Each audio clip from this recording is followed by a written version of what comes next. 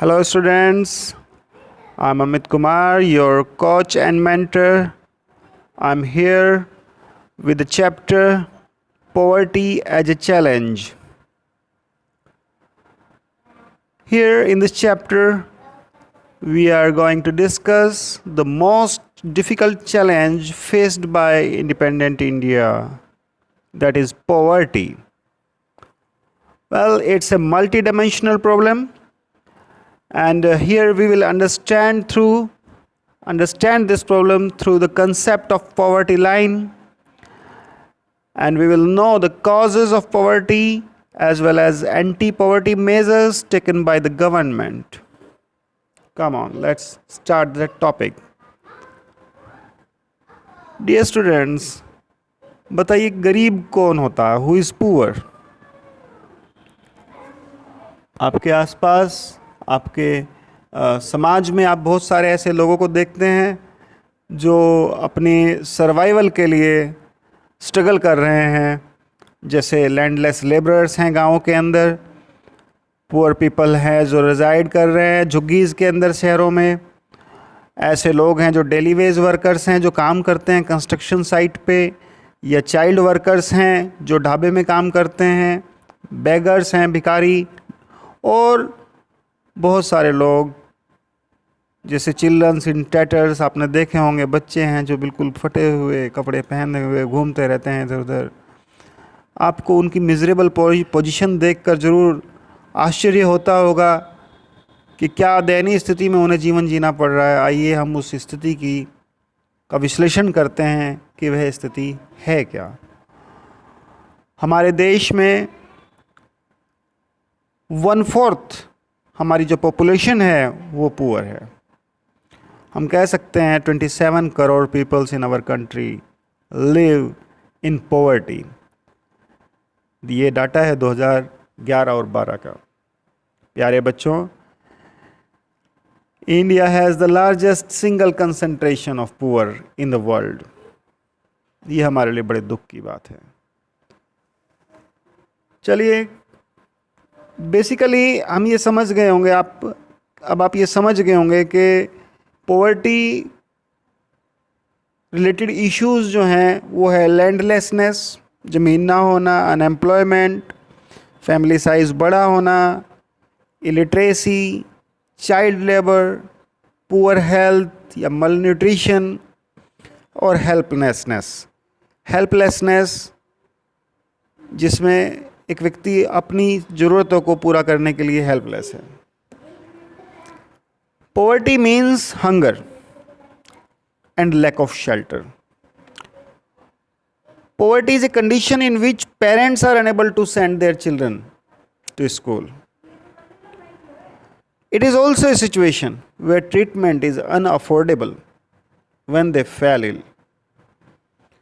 Poverty also means lack of clean water and sanitation facilities. It also means, dear students, lack of a regular job at minimum decent level. Job मिल जाती है लेकिन इतनी कम salary उन लोगों को मिलती है कई बार कि वो अपना सर्वाइवल भी नहीं हो पाता उनका, और एक डिसेंट लेवल ऑफ लाइफ वो मेंटेन नहीं कर पाते हैं, and they spend A life with a sense of helplessness. लाचारी भरा जीवन उनका होता है। एक ऐसी सिचुएशन जिसमें गरीब लोग, कई बार उनका इल ट्रीटमेंट होता है हर जगह पे, खेतों में, फैक्ट्रीज़ में, गवर्नमेंट ऑफिसेज में, हॉस्पिटल्स में, रेलवे स्टेशंस पे। Obviously nobody would like to spend their life in poverty.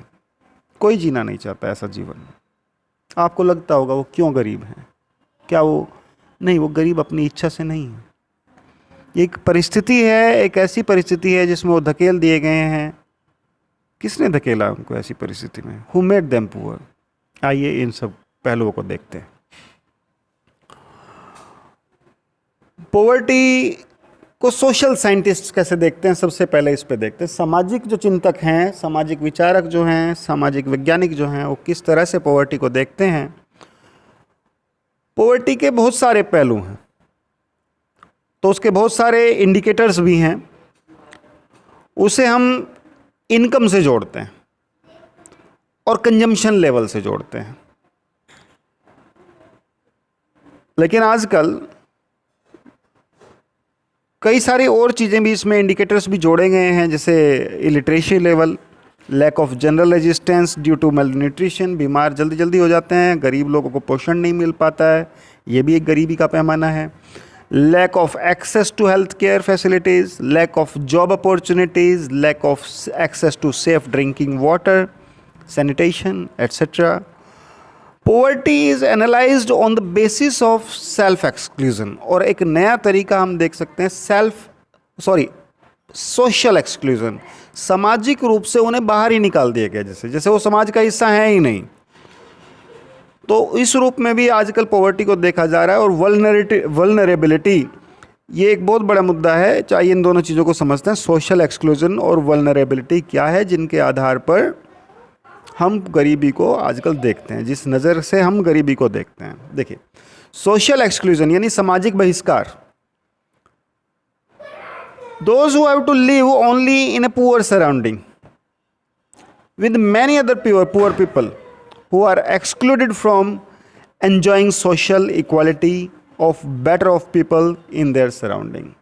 ऐसे गरीब लोग आपने देखे होंगे जो अपने एक दूषित से प्रदूषित से वातावरण में रहते हैं, उनका अपना एक दायरा है सामाजिक, और वो आसपास के जितने भी अच्छे लोग हैं, अच्छे परिवार हैं, उनसे बिल्कुल कटे हुए अलग से एक जीवन बिताते हैं।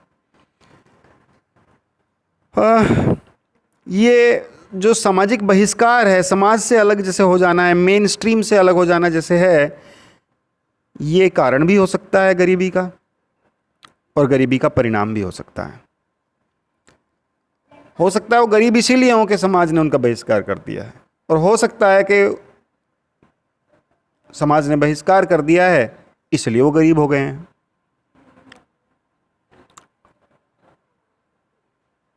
या गरीब हैं इसलिए समाज ने बहिष्कार कर दिया है, दोनों ही चीज़ें हैं।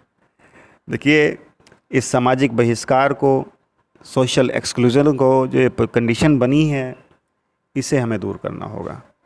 और इसे दूर केवल उनका आय बढ़ाने से ही संबंधित विषय नहीं है, ये एक मानसिक विषय है, चिंतन से संबंधित विषय है। इसके हम गरीबों के बारे में, गरीब लोगों के बारे में हीन दृष्टिकोण से ना देखें, उनके प्रति दुराग्रह किसी किस्म का अपने मन में ना रखें। अच्छा, दूसरा जो पहलू है बच्चों, जिस आधार पर हम गरीबी को देखते हैं, वो है वल्नरेबिलिटी। वल्नरेबिलिटी का माने होता है कि जैसे कोई भी बुरी परिस्थिति आएगी, मान लिया बाढ़ आ जाती है, या भूकंप आता है, या कोई ऐसी अचानक से कोई परिस्थिति आ जाती है कि टेररिज्म की वजह से कहीं कोई बहुत बड़ा डैमेज हो जाता है। इसमें गरीब लोगों की आशंका ये है, एक रिस्क है कि वो सबसे ज़्यादा प्रभावित होंगे। उनकी जो, चूँकि वो बड़ी मुश्किल से पहले ही सर्वाइव कर पा रहे हैं, सस्टेन कर पा रहे हैं, तो जब ऐसी बैड पोजीशन आएगी तो वो तो पेरिश ही कर जाएंगे, ख़त्म हो जाएंगे। उनके लिए सर्वाइवल भी मुश्किल हो जाएगा। और ख़ास तौर से हम कई बार देखते हैं मेंबर ऑफ बैकवर्ड क्लास जो हैं, बैकवर्ड कास्ट के लोग कई बार ऐसी स्थिति में होते हैं, या कई ऐसे इंडिविजुअल्स हैं, जैसे विडो होती है परिवार में, कोई विधवा है परिवार की, वो बेचारी अपने बालकों के साथ में अपना जीवन गुजार रही है, तो उसकी स्थिति भी हम ऐसी मान सकते हैं कई बार होती है कि आने वाले समय में हम ये मान सकते हैं कि ये लोग वल्नरेबल हैं। आने वाले समय में इनकी गरीबी आज से ज़्यादा ही होगी, घटने के कोई चांस हमें नहीं दिखते। तो ऐसे ग्रुप्स को हम वल्नरेबल ग्रुप कहते हैं। अब देखते हैं पॉवर्टी लाइन क्या होता है। पॉवर्टी लाइन एक कॉमन मेथड है जिससे हम पॉवर्टी को मेज़र करते हैं। ये बेस्ड है इनकम या कंजम्पशन लेवल के ऊपर।